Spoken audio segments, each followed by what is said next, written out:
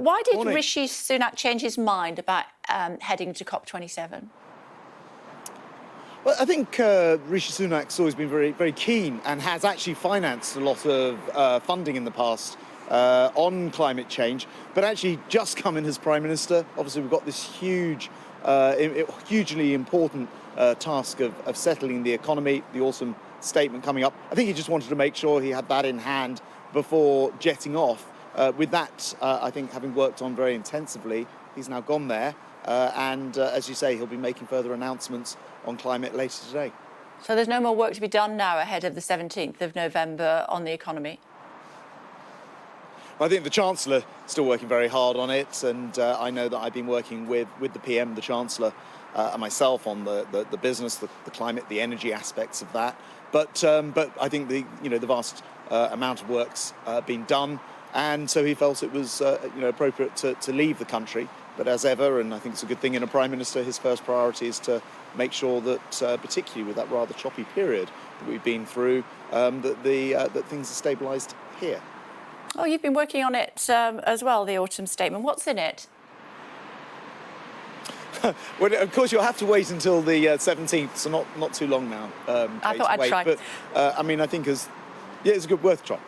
OK. He's gone, hasn't he, because Boris Johnson's there. That's why the Prime Minister's decided to go. Well, no, I don't agree. Look, as I said, Rishi's actually put a lot of funding into climate throughout his time as Chancellor. Before he became Prime Minister, he's out there today announcing £65 million for green energy projects in developing countries. And actually, I'm here in Teesside today announcing a very important lithium refinery, green lithium refinery, the first in not just this country, but the first in Europe. This is all about being much more energy independent, energy sovereignty for the UK. This will produce about 7% of Europe's entire refined lithium needs in years to come. Don't we need to worry about lithium batteries? I mean, they're not particularly stable batteries, are they? Well, I mean, lithium's involved in all sorts of batteries, from products we use in homes, on mobile phones, to motor cars we drive. I've driven an electric car for the last 3 or 4 years. Seems perfectly stable to me. And actually, I've always thought with things like electric cars, people think nothing of driving around with petrol cars with essentially explosions going on in the engine, in order to create the momentum for the car, for the motor, for the engine. But that's with electric vehicles, you certainly have a lot less of that going on. So okay. No, I think the safety record's pretty good.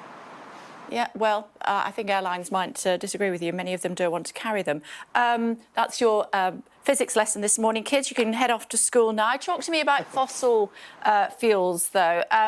Profits on fossil fuels, should those be subject to a windfall tax? Is that something that perhaps the Prime Minister should be talking about while he's over at COP27? Well, I think that might be a clever way of asking me what's in the autumn statement again. But, we will be setting that out. The Chancellor will be setting that out very shortly. I mean, it is the case that because fuel prices have been so high, there have been unexpected profits, of course. But I think it's important that we do carry on investing in making sure, not on fossil fuels, but on the renewable energy as well, that we've got the capacity, we've got the ability to get that market moving, which is why the lithium refinery that I'm talking about here in the northeast today is so important. But you will need to wait, as I say, till the 17th, till the autumn statement I think exactly you gave us, which measures are in there. Sure, I think you gave us a massive hint there, so I'm just going to leave it at that. But what I do want to ask you about is international trade. I'm looking at the front page of the Times this morning, and basically half of not international trade, the international development, supporting those that can't support themselves, was 0.7% of GDP, down to 0.5%, we're told, because we can't afford 0.7 at the moment. And according to the front page of the Times this morning, half of that, almost half of that, is being spent here in the UK. So that's just clever accounting, isn't it? Well, I mean, there are very strict rules actually for what can qualify as aid, and those are set down in a way that ministers can't just change. It's always been the case that people who come to the UK under certain circumstances, asylum seekers, for example, are part of that expenditure. Of course, what we've seen is that large number of people travelling across the English Channel with people traffickers, and those numbers have been high, and so some of that money is used in that way. But that's nothing new. That's always been the case.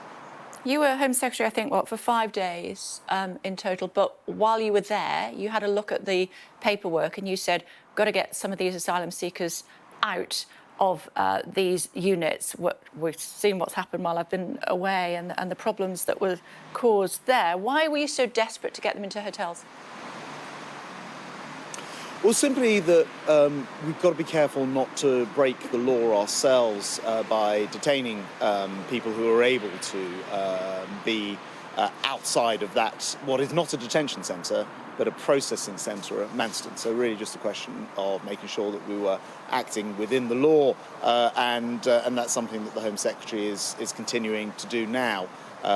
So, you know, it really just a question of making sure that we're first of all trying to do all we can to prevent people from making that perilous, dangerous journey, being people trafficked, and then secondly making sure that we keep ourselves within the law, not detaining people when in fact they are able to be moved on rather than kept in what's just a processing centre. So we were breaking the law. Well, the advice I had was very clear that we were in danger of doing that if we weren't acting. And I did act during 6 days in the job, and I noticed that the Home Secretary has continued to act now as well. Yeah, but the previous Home Secretary that is now the present Home Secretary, I'm sure we can keep up on that one. She was breaking the law, was she?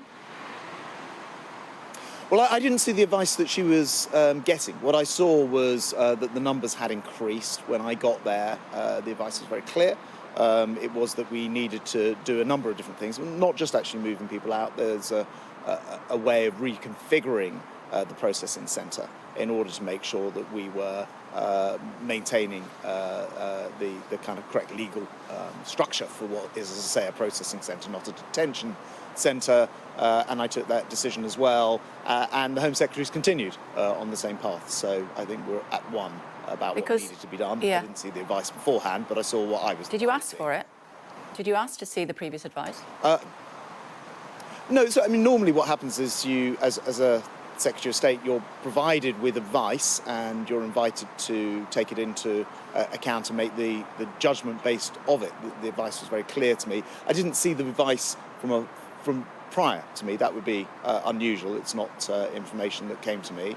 But I do know that the Home Secretary has continued along the same path that I set during that week that I was in the office, which was, of course, before Rishi Sunak became Prime Minister.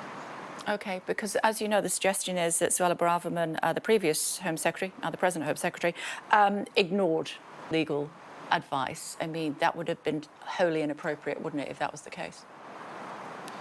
Well, it's hard for me. I didn't see that advice. It's hard for me to comment on.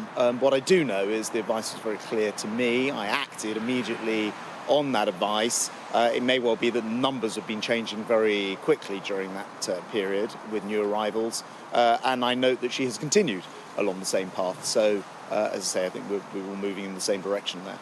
OK. Do you support nurses going on strike for better pay? Well, look, I think the first thing to say is we all remember what an extraordinary job they were doing. My own dad, as I'm sure you will recall, because we spoke at the time, was in hospital through COVID. They were doing a great job. I know that 1 million NHS workers got £1,400 rise last year, on top of, I think, a 3% rise.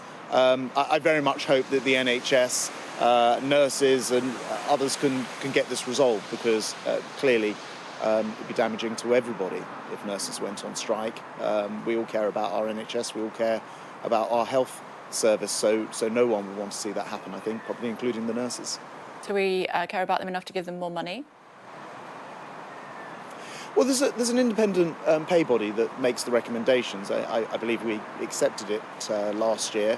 So I'm not in a position to sort of preempt either what they decide or what the pay body does. But as I say, I know 1 million workers got £1,400 extra last year. And everyone, it's in all our interests to see the NHS working. We all care passionately about it. We rely on it, and strikes won't help anyone. I hope that is resolved. How do you feel about Gavin Williamson's messages to the then Chief Whip?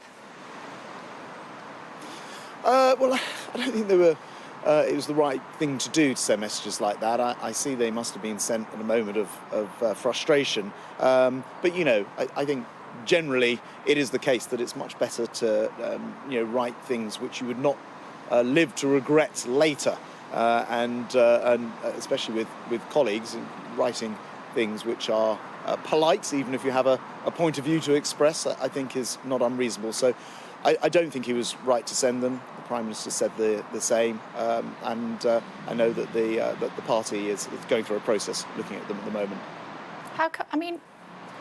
How do you feel about working with somebody who feels it's appropriate to talk to women like that? Well, look, as I say, it's not messages that I would want to see sent, and I would not send them. They were sent, presumably in a moment of frustration, and under a very different period or atmosphere in Parliament. It's.